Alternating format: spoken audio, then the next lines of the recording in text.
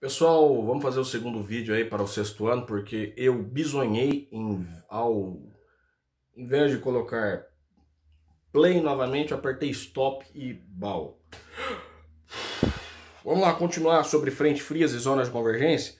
Vamos aqui falar agora especificamente sobre frente fria. Apesar de falar de frente fria, eu tô sentindo um calor aqui, cara, que não tá legal. Vambora.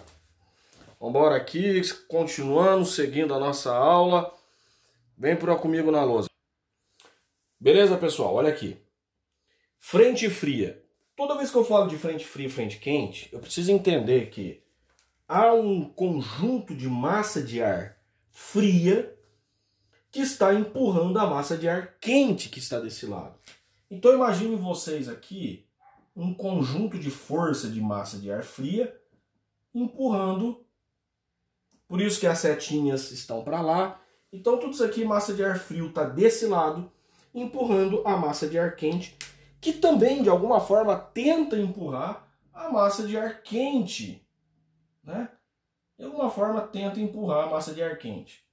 O que acontece é que, normalmente, a frente fria, ela tem mais força e vai empurrando até o ponto de fazer aqui uma ideia para vocês terem uma noção de que pode causar até tornados. Tornados não, furacões, formando os ciclones extratropicais. O que acontece é quando a frente fria ela ganha muita força e alcança, né?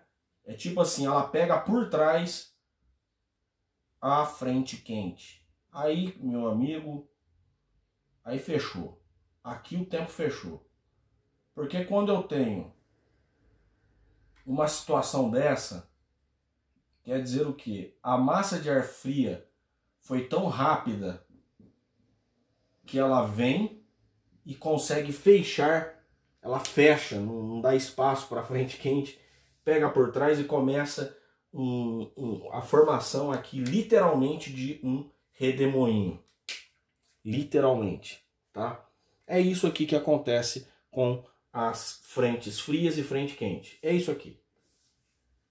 E por isso que gera tempestades. Eu vou tentar achar umas imagens de satélites para vocês entenderem o que é essa frente fria e o que é essa frente quente. Tranquilo?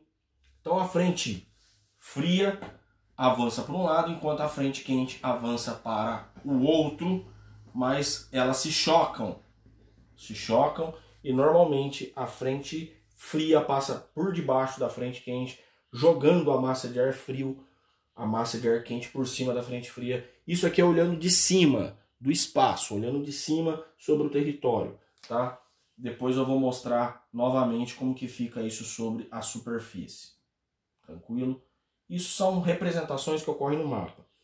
O que é uma frente estacionária, então? A frente estacionária, pessoal, é quando nem a frente fria e nem a frente quente avança. Fica no empate. É um marasmo, aquele negócio. Então, você avança a frente fria, mas a frente quente volta. Então, ninguém avança. Tá tudo estacionado. E qual a situação aqui? Se aqui é chuva e tempestade, aqui é chuva também constante. Chuva constante por vários dias. Algumas dessas chuvas não são tão agressivas, não são tão fortes e violentas. Elas são mais calmas, mas fica ali por vários dias, chuvas ininterruptas entre a massa de ar frio polar e a massa de ar quente tropical. Então fica nesse vai ou não vai, vai ou não... É isso aí que acontece com a frente estacionária. Tudo isso olhando, claro, na visão do mapa, olhando como é representado no mapa. Em algumas imagens de satélite nós temos também essas legendas. Isso aqui nós chamamos de legenda, né? Então, frente estacionária, onde a massa de ar frio nem a massa de ar quente avança. Frente fria, a massa de ar fria avança sobre a massa de ar quente, ocorrendo chuva e queda de temperatura. Frente quente, olha a frente quente aqui. Aqui está a massa de ar frio, né? Querendo avançar. Mas a massa de ar quente, o que ela faz?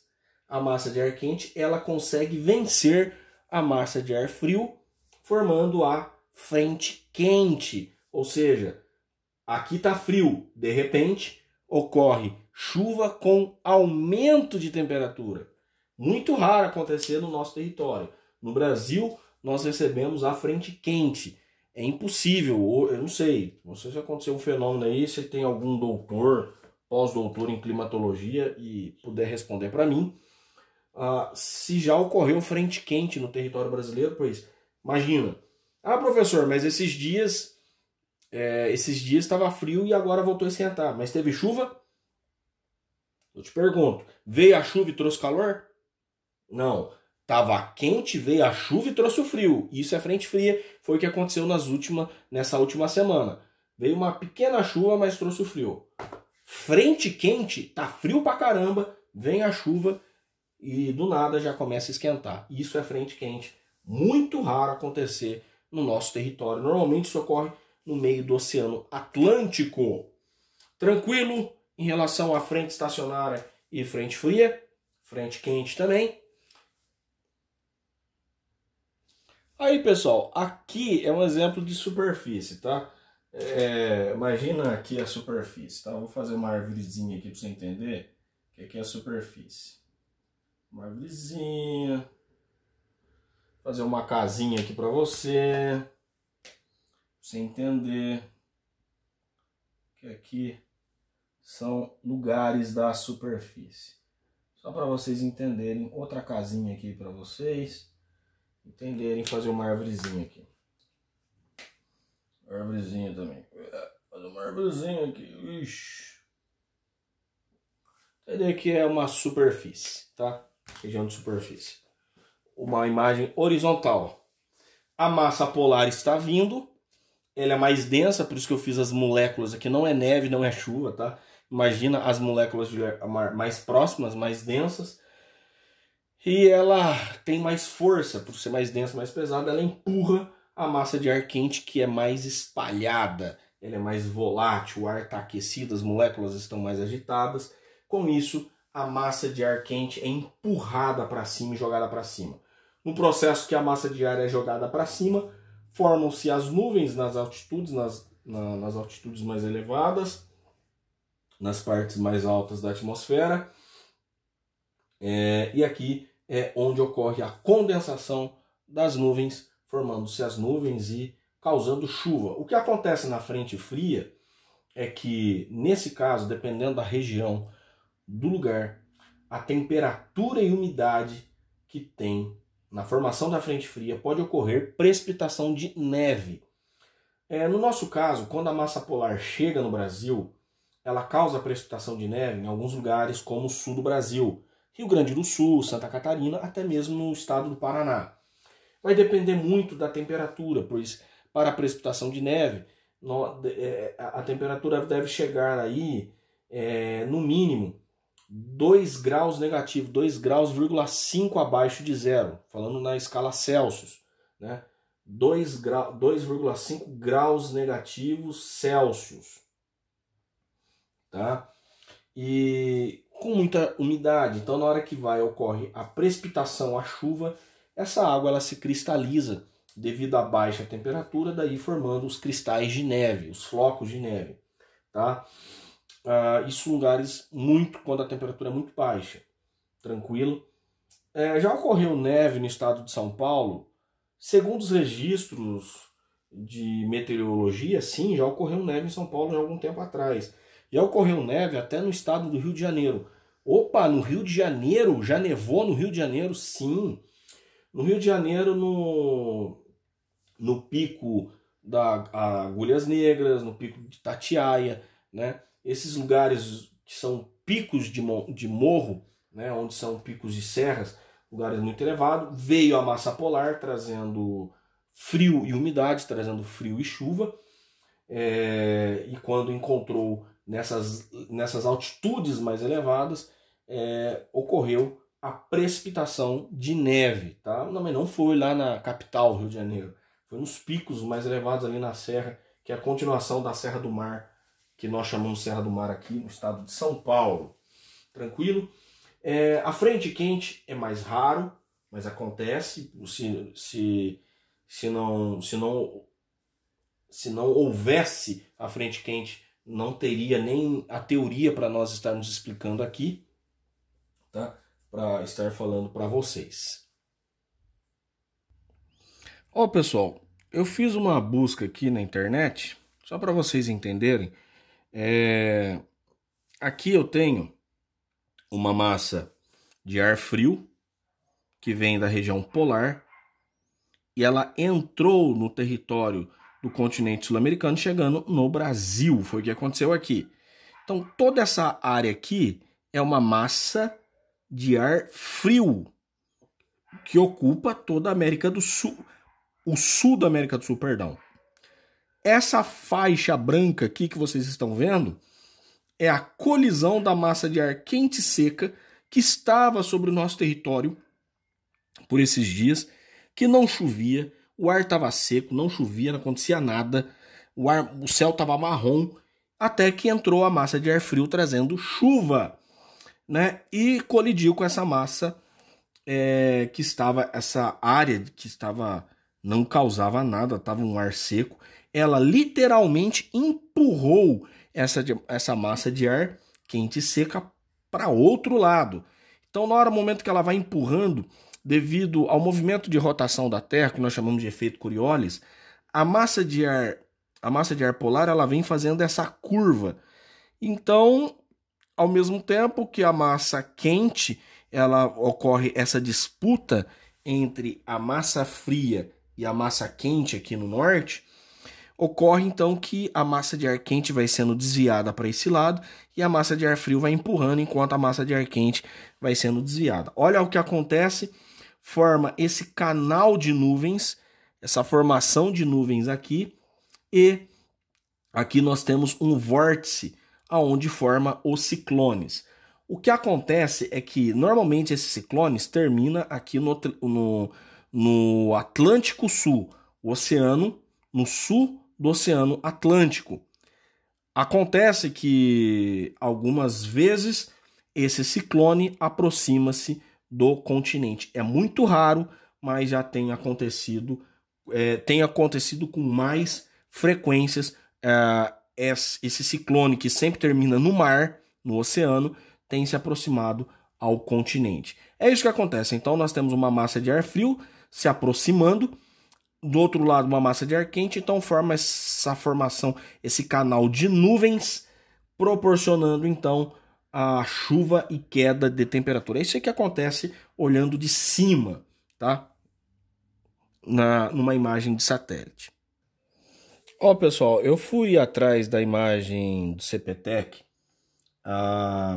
o INPE, que cuida das imagens de satélite, de dados meteorológicos. Como são as imagens de hoje, são as primeiras imagens, né?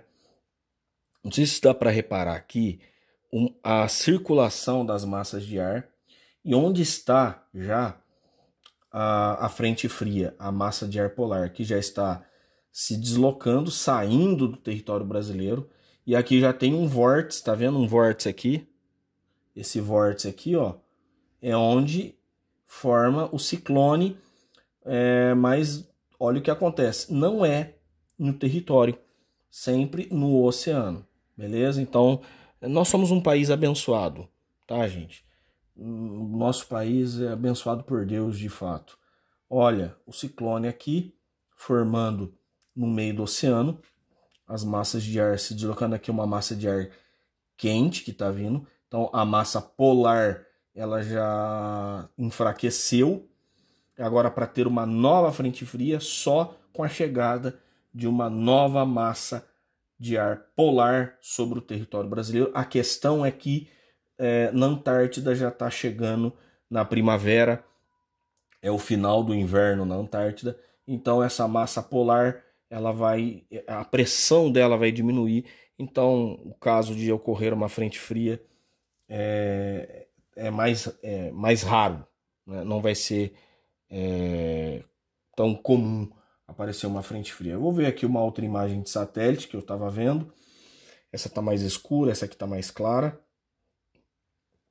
Então percebam o deslocamento aqui, não sei se dá para perceber a movimentação da massa de ar no dia de hoje, ó, dia 25 de agosto de 2020, tranquilo? Os horários aqui, porque não é o horário de Brasília, agora são 9h26, aqui tá contando um outro fuso horário, tá? Isso aí é uma outra aula que a gente tem que falar sobre fusos horários. Isso aqui é uma imagem de satélite, aqui tem vários fusos horários. Tranquilo, pessoal? Sobre o movimento da massa de ar, vocês conseguem observar aqui os sistemas, os deslocamentos das áreas de alta e baixa pressão. E aqui uma área de baixa pressão, que é o encontro da massa de ar quente com a massa de ar fria, que nós chamamos de frente fria. Olha aqui a zona de convergência, né? Os ventos alísios, as zonas de convergência que ocorre aqui na linha do Equador, ela está menor nesse período porque é inverno no hemisfério sul, então ela se desloca mais ao norte. Tranquilo? Em relação a isso, novamente é um outro tipo de imagem de satélite, mostrando aonde está ocorrendo agora o final dessa frente fria, que ela já enfraqueceu, já foi para o oceano. Tá? Apesar que, tô sentindo frio ainda, professor. Mas a massa polar já passou já. Forte abraço, fiquem com Deus e mandem perguntas, tirem suas dúvidas, pois o conhecimento liberta, pessoal. E bons estudos aí.